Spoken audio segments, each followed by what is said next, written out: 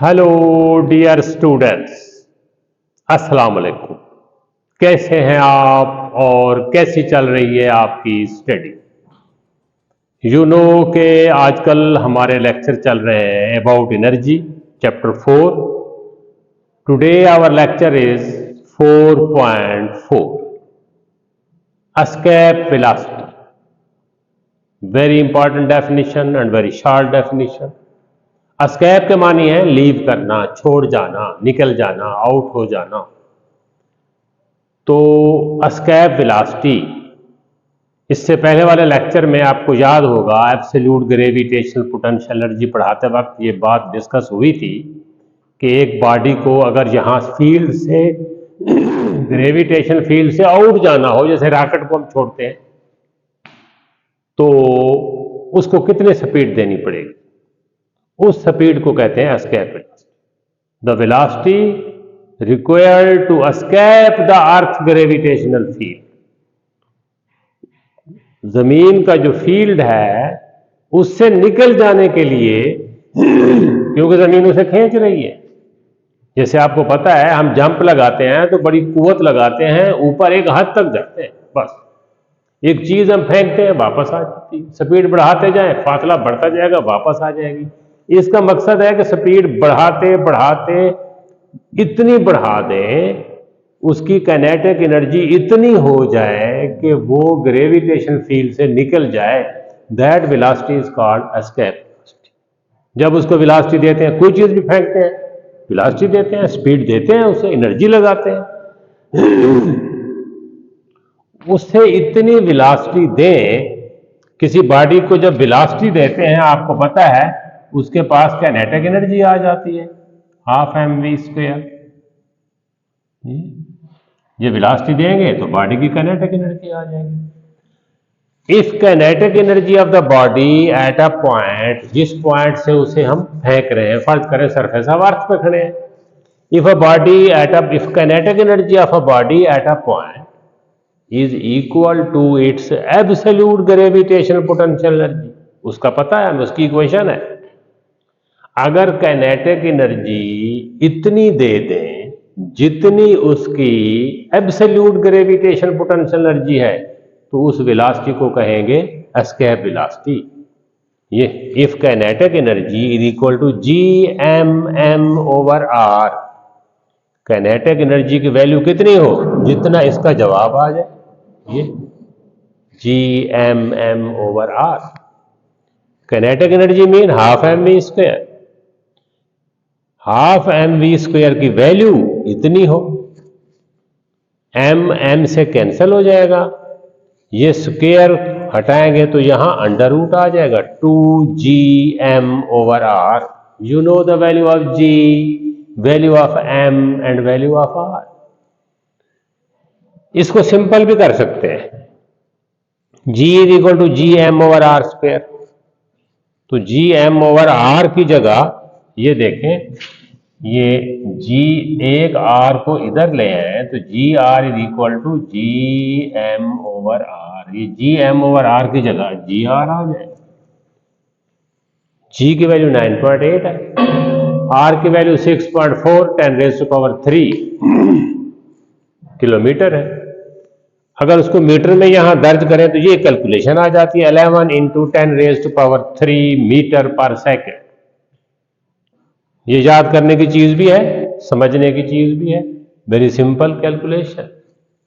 Escape velocity 11 × 10⁻³ metre पर second, जिसे हम कह सकते हैं 11,000 मीटर पर सेकेंड। 10⁻³ मीटर क्या होता है, किलोमीटर होता है। इसे यूं भी लिख सकते हैं 11 किलोमीटर पर सेकेंड। अच्छी खासी स्पीड है, एक सेकंड में 11 किलोमीटर। अगर इस वेलोसिटी से किसी बॉडी को आप थ्रो करें upward against the gravitational field, तो उसकी वेलोसिटी इस velocity say that will leave the earth field, तो ये एस्केप वेलोसिटी होगी। तो हम किसी भी बॉडी की एस्केप वेलोसिटी मालूम कर सकते हैं। ये तो हो गई एक मजेदार बात के बॉडी फील्ड को छोड़े तो कितनी वेलोसिटी, इसी की बुनियाद पे तो आप चांद पे पहुंचे हुए हैं, आप मरीख पे बसने की तैयारियां कर रहे हैं, क्योंकि जमीन को तो इतना हमने खराब कर दिया है कि अब यहां रहने को दिल नहीं करता, लिहाजा इसको छोड़ें। खराब भी खुद कर रहे हैं, इसे छोड़ भी खुद रहे हैं। तो इसका मकसद है कि ये जो एनर्जी है ये एक शक्ल से दूसरी शक्ल में जा सकती है। काइनेटिक एनर्जी पोटेंशियल में कन्वर्ट हो जाएगी, पोटेंशियल काइनेटिक में कन्वर्ट हो जाएगी। एक छोटा सा टॉपिक है, inter conversion of potential energy and kinetic energy. क्या मकसद कि potential can be converted into kinetic and kinetic can be converted into potential. मजे की बात, अगर आप फील्ड के खिलाफ जा रहे हैं तो पोटेंशियल एनर्जी बढ़ रही है, अगर आप फील्ड की मर्जी से जा रहे हैं तो काइनेटिक एनर्जी बढ़ रही है। एक बॉडी को आप यहां से उठा के छत पे रख देते हैं, ये फील्ड के अगेंस्ट जा रहे हैं, पोटेंशियल एनर्जी में इजाफा हो रहा है। उसको छोड़ दें, पोटेंशियल एनर्जी कम होती जाएगी, काइनेटिक एनर्जी बढ़ती जाएगी। When a body moves upward, यानी अगेंस्ट द ग्रेविटेशनल फील्ड, जमीन की सतह से ऊपर, it's kinetic energy is converted into potential energy. मिसाल के तौर पे मैं इसको ऊपर की तरफ फेंकता हूं, ये जाके छत पे रुक जाता है। मैंने इसे जो काइनेटिक एनर्जी दी वो पोटेंशियल एनर्जी में कन्वर्ट हो गई। कुछ एनर्जी है एयर फ्रैक्शन की वजह से ज़ाय हो जाएगी।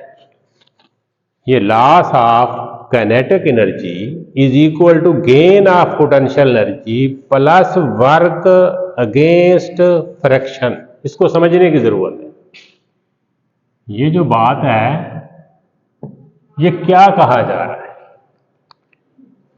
अपवर्ड जा रहे हैं, काइनेटिक एनर्जी पोटेंशियल एनर्जी में कन्वर्ट हो रही है, loss of kinetic energy, kinetic energy कम हो रही है।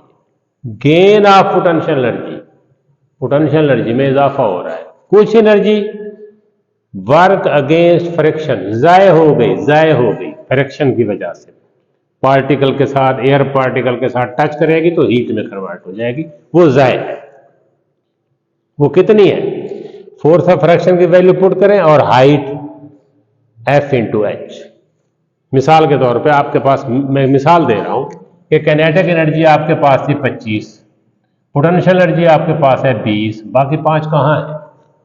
बाकी फ्रैक्शन की वजह से ज़ाय हो गई है, वो रिकवर नहीं हो सकती, वो ज़ाय हो गई। ये एनर्जी, ये लॉस है, एक्चुअल लॉस है। 20 तो आपको मिल गई, शक्ल तब्दील हो गई।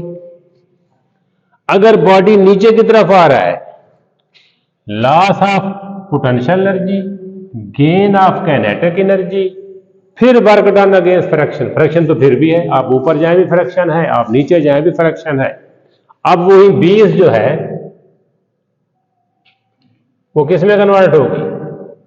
15 काइनेटिक एनर्जी में, 5 फिर किस में ज़ाया हो गई? Work done against fraction. Total constant रहती है, 25 थी, इधर भी 25, इधर 20 थी, इधर भी 20। Total energy remains constant. इसी को यूं हम law of conservation of energy भी कह सकते। ये तो हमने बात की जी एस्केप वेलोसिटी, और बॉडी फील्ड के अगेंस्ट जाए तो इक्वेशन क्या होगी, फील्ड की सिमत में आए तो इक्वेशन क्या होगी। अगर वो फील्ड अगेंस्ट है तो काइनेटिक एनर्जी में लॉस है, पोटेंशियल में गेन है, वर्क ये लॉस है हर हालत में। अगर वो नीचे आ रहा है, फील्ड की डायरेक्शन में आ रहा है, लॉस ऑफ पोटेंशियल एनर्जी, फिर gain of kinetic energy plus work. इन चीजों को समझने की जरूरत है, ज्यादा लिखने की जरूरत नहीं है। क्या आप ये इक्वेशन समझ रहे हैं और अप्लाई कर सकते हैं? Energy is very important. Energy के बगैर दुनिया नहीं चलती। अब यू नो कि पाकिस्तान में इस वक्त सबसे बड़ा क्राइसिस एनर्जी का है। क्राइसिस जहां आता है काम करने वाले लोगों की वजह से आता है, वो मेहनत नहीं कर रहे हैं, वो दुरुस्त नहीं चला रहे सिस्टम को। हमारे पास एनर्जी आमतौर पे, हम फर्ज करें खाना पकाने के लिए, हीट हासिल करने के लिए हम आमतौर पे आग से एनर्जी लेते हैं। आग कहां से आती है? चीज़ों को जलाते हैं, लकड़ी को जलाते हैं, तेल को जलाते हैं, गैस को जलाते हैं, कोयले को जलाते हैं। अब ये ऐसा ऐसा ख़त्म हो रहे हैं। इन्हें कहते हैं conventional energy sources. Conventional energy sources, तेल है, गैस है, कोयला है, लकड़ी है, ये आम रिवाज है इसका, हर कोई यहां से एनर्जी हासिल कर रहा है। बिजली जो हम बना रहे हैं वो भी तेल को जलाकर, गैस को जलाकर बिजली बना रहे हैं, जनरेटर चला रहे हैं। लेकिन दुनिया अब जो समझदार दुनिया है वो नॉन कन्वेंशनल एनर्जी सोर्सेस की तरफ जा रही है। नॉन कन्वेंशनल एनर्जी सोर्सेस, क्या मकसद? These are the sources which are not very common. ये ज्यादा कॉमन नहीं है, ज्यादा लोग इनको इस्तेमाल नहीं कर रहे क्योंकि इनकी सलाहियत नहीं रखते। एक है एनर्जी फ्रॉम टाइड, जिसे कहते हैं टाइडल एनर्जी। टाइड्स कहते हैं मध्य जजर को।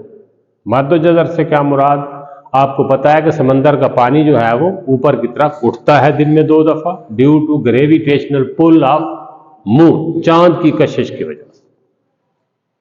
जमीन क्या है? जमीन है तो पानी। ये जो आपको ग्लोब नजर आता है ये सारे का सारा पानी है 75%।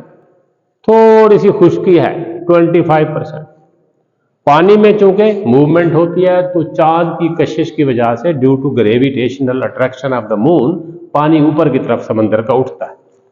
लोग वहां उस पानी को रोक लेते हैं। वहां बड़े बड़े उन्होंने जो समझे बेसन बनाए हुए हैं, टैंक बनाए हुए हैं, वो भर जाते हैं। फिर पानी नीचे गिरता है तो बिजली बनती है। Gravitational force of the moon give rise to tides in sea. This waterfall, पानी जब गिरता है जनरेटर चलता है, प्रोड्यूस इलेक्ट्रिसिटी। ये जो तरबेला डैम, मंगला डैम पे पानी गिरता है जनरेटर के ऊपर, कायल घूमती है, बिजली पैदा होती है।